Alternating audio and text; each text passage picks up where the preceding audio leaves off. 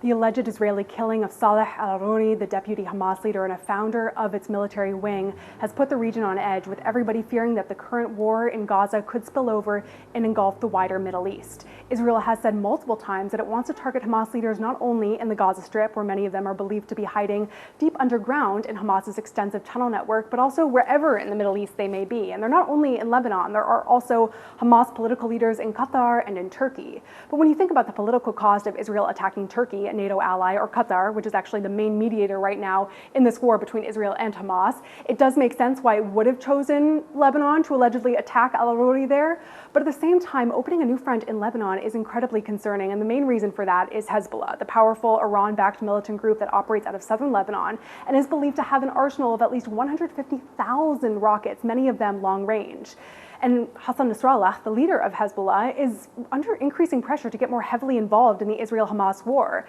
Hezbollah needs to preserve its credibility as a defender of the Palestinians and as a vanguard of the axis of resistance.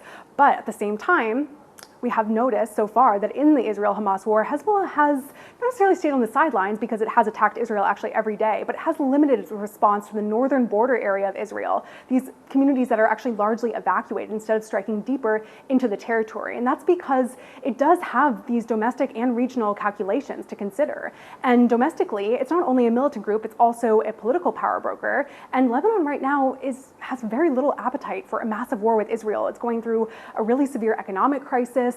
And increasingly, Hezbollah is losing popularity outside of its base of Shiite devout followers. Many Lebanese think of it as part of this corrupt political class that led Lebanon into economic ruin. And when it thinks about the regional implications of a war, if it attacks Israel, it's possible that the United States could come to Israel's aid and then attack Hezbollah. And it's aware that that would be very destructive for not only Hezbollah, but the entire country and perhaps even region. And so as a result, we are seeing that play into Hezbollah's thinking. Now, the United States, just to mention, it is important that it's currently trying to maintain its current role as a mediator in the conflict and try to tamp down on these tensions that, if they spiral out of control, could plunge the region into an all-out war. Isabel Debray, Jerusalem correspondent.